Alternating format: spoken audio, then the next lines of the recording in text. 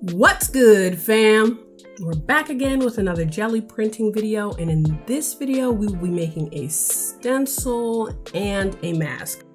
For that we will need some paper as well as 2 stencil sheets, and I'll also need a pencil to draw my design, some scissors, a Sharpie, and of course your silicone mat to, protect your work surface. I'm always a big proponent of protecting your work surface. So you do not need a ruler to do this project. I use a ruler because honestly, I feel like it's laziness. It really might be laziness. What you can use is your Gelli plate itself, because what I am measuring out here is just the dimensions of my Gelli plate. Mine is an 8x10, so I'm just marking out an 8x10 square, but you can use your Gelli plate, just pull it out, put it on the piece of paper, and trace around it with a pencil or a Sharpie, and you will have the exact shape of your Gelli plate to make your stencils and masks with. Now that I have that drawn on the paper, I'm going ahead and putting my plastic sheet on top of the square that I drew out, and I'm just gonna copy it with a Sharpie onto the plastic sheet. And you don't have to start with this step if you don't want to. I'm just kind of getting it out of the way so that I just have a clean stencil sheet for my stencil and mask. You can wait until you've already designed your stencil and mask to do this portion. I'm just kind of getting that cutting portion out of the way. I am not cutting them out together because I'm just too worried I'll make a mistake and it'll throw off the dimensions of the sheets that I'm cutting out. So I'm just cutting them out one at a time, and to save me from having to wipe off the black with a Lysol wipe, I'm just cutting right inside the rectangle so that the black's just cut right on off. You gotta work smarter, not harder. So now I have my 2 stencil sheets that are the size and shape of my Gelli plate, and I'm going to set those aside. If you want, if you are feeling bold, you can just go ahead and draw your design, your border design, onto the stencil sheets. I am not feeling that boldness, so I'm going to draw my designs first on a sheet of paper. So I'm cutting out the squares. I can just use both sides of the paper. I do not need 2 pieces of paper because the paper is just for me to be able to trace my design. The first design I came up with is pretty simple. I'm just going in and making just kind of zigzaggy-ish lines all the way, just kind of like a distressed, crackled kind of look for this border.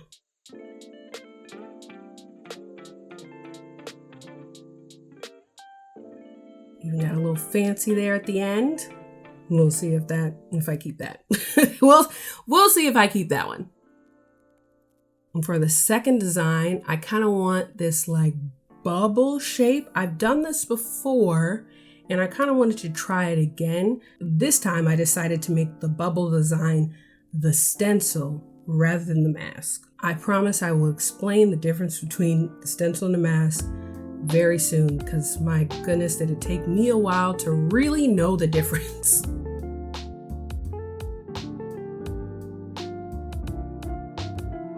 Now that I have drawn out my designs on the paper, I'm just laying the stencil sheet on top, making sure the corners are aligned, and I'm going in with my Sharpie, and I'm just doing the outline of these bubbles because I don't need the full bubbles. Like I said, this is going to be a stencil. When I cut out the circles, if I were to draw the whole circles and try to cut those out, it would look exactly like it was just an outline. So to save myself the trouble, I'm just drawing the outline. The circles just made it easier for me to make nice circular bubble lines. When I drew them fully, I was always intending to just do the outlines of them. Just made it easier to draw out.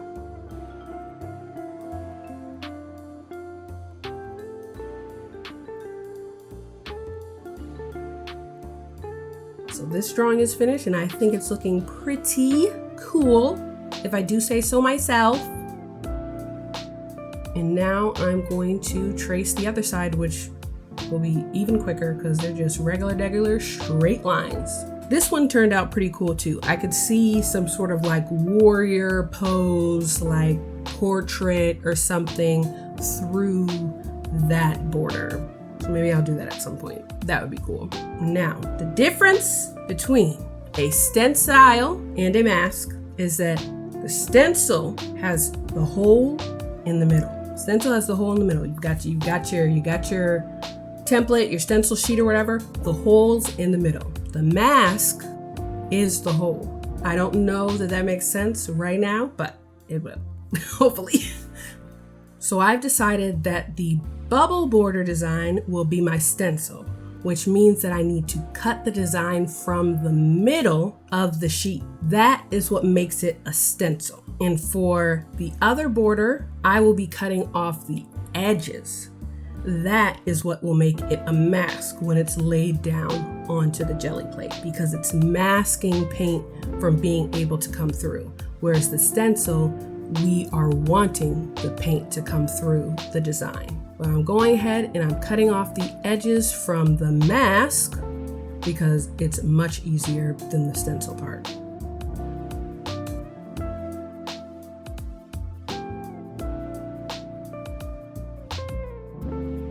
And honestly, the bubble border, that took some time. And I'm not gonna have y'all sit through all of that time, okay? Boom, there we go. And now it is time to actually pull some prints with this mask and this stencil. Look at that clean, pristine Gelli plate. Got my Brayers, because we need those. Got my silicone mat underneath to protect my work surface. So we are ready. I'm starting off with this like fiery red. I haven't used this fiery red yet, so I gotta give it a chance out here in these streets. And I'm just going ahead and rolling out that red.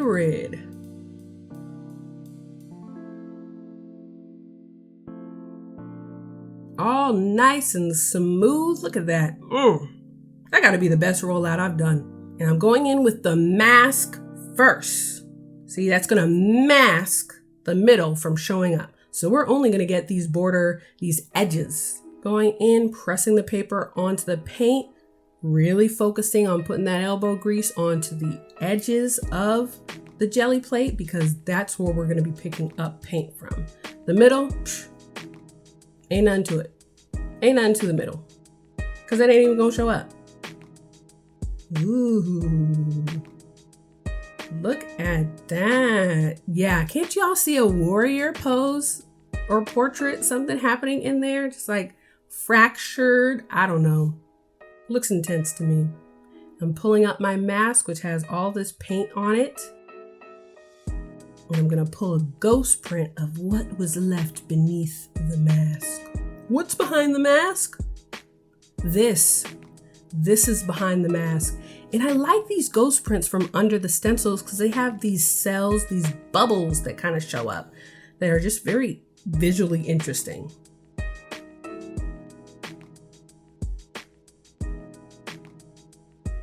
Now I'm gonna use this mask again to pull another print in a different way. This time I'm going to use this orange, and I'm actually gonna use a foam brush to put this color onto the Gelli plate, so there will be no paint underneath. And I'm doing this just to see which print pull will be better. And what I find interesting, what I'm looking forward to, is that you'll really be able to see the brush strokes when I pull this print, because there's a very specific texture to using a foam brush to apply the paint to the Gelli plate, as opposed to a brayer, which gives you just an even lay down of the paint, which is cool, but we experimenting out here. Now I'm pulling up the mask. And I was trying to do it without scraping the Gelli plate with my nail. That's what's really hard when you paint on top of a stencil, is you're always like about to nick the plate, and that will definitely show up.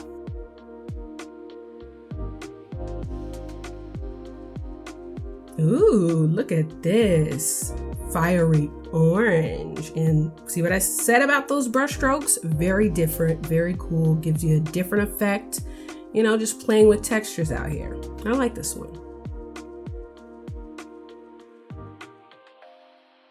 Now I'm just kind of playing around really. I don't have a specific idea at this point, but I definitely don't want to waste this paint. So I'm just putting it right onto the plate.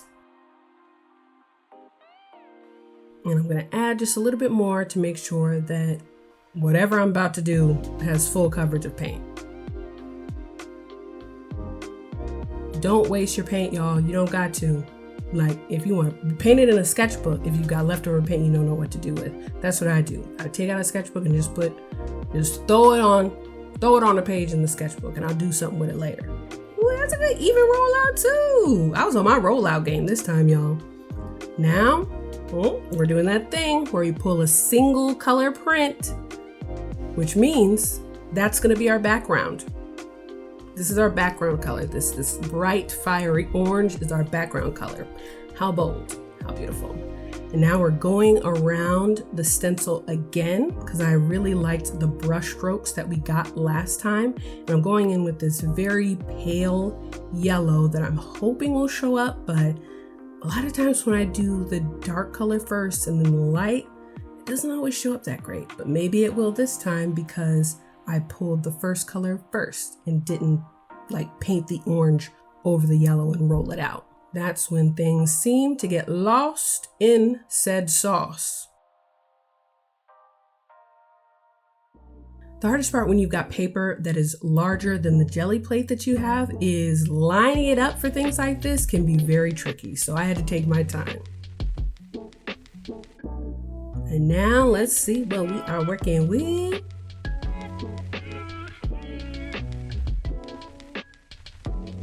Look at that. Yes. Okay. So obviously the key to really getting a lighter color to show up on the darker color is if you pull just a plain print of the darker color first. That's where you'll get the most pow, because it's not mixing with the darker color on the plate when you're rolling them out. And now we are about to switch up color schemes. Let's just clean this up. And now that we are clean, I'm going in with this grape jelly purple. Y'all, I love this purple. I need to order some more of this purple. And we're just putting that generous amount on our Gelli plate, and we are rolling it out. I am just on my roll game today. I had to pick up a little bit of dog hair. Look at that. Ooh, look how smooth that roll out is, y'all. Laying out this same shape, same size stencil. It's like a trust exercise. You just gotta let go of the stencil and hope it lands where you want it to land. And of course, me always fussing with things, accidentally touch the paint, so I'm thinking I'm going to fix it. But no, look, I'm just picking up lots of the paint. That's not what I wanted. But then it was just like, what do I do? I just gotta pull it. There's actually no other option than to just roll with it.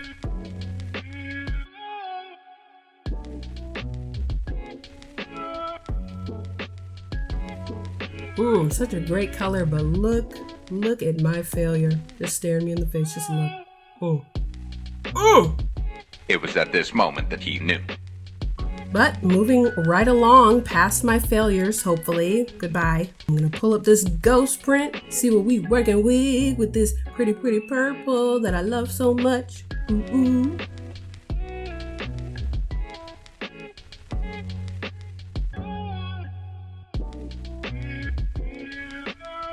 And I like this too, of course. We got those little cells going on. We got those bubbles. The bubbles surrounding the bubbles. And for the second attempt, I've laid down the stencil first, and I'm putting the paint right into the middle. And we're just going to roll the paint throughout the middle and, over the edges and through the woods. To the Gelli plate we go. We're gonna see if the line's crisper or not. Overall, we just need this print to be better. We need a little bit of redemption. Pulling it up. Just pulling it up.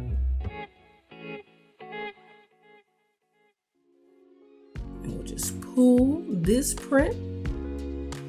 And it actually looks like jelly. It looks like if you put jelly on a sandwich, the paper's the bread and that's the grape jelly on the sandwich. Edges are kind of crispy, but maybe we like a crispy edge sandwich with crispy grape jelly. Oh, this dog hair, PJ. My dog gets hair everywhere, y'all. It doesn't want me to be great, but as you can see, I'm pulling a single color print here. Because we learned a single color print for a 2-layer print, it does things. It can do things. So we've got that done. It's a nice even color with some, cool little marks and stuff happening in there that I don't know how they got there, but we're excited to see. And again, I put the stencil down first.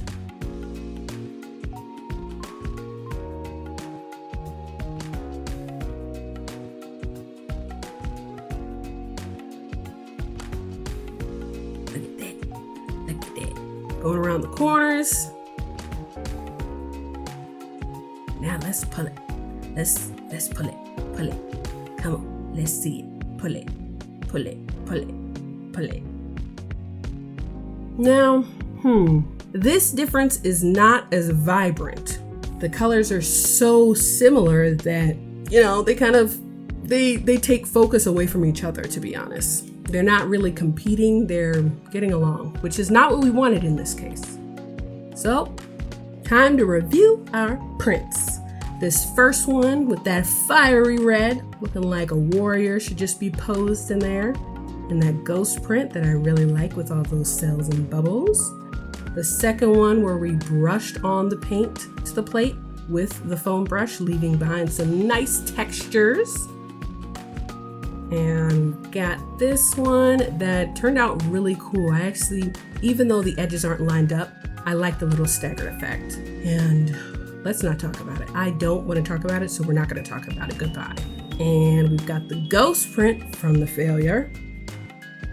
Making us happy with the cells and bubbles. And we've got just a good crisp, look at that crisp print pool. And then we've got this one that kind of blends into each other. Overall, I had fun. I hope you had fun. And hopefully we'll have some more fun next week. Okay. Bye.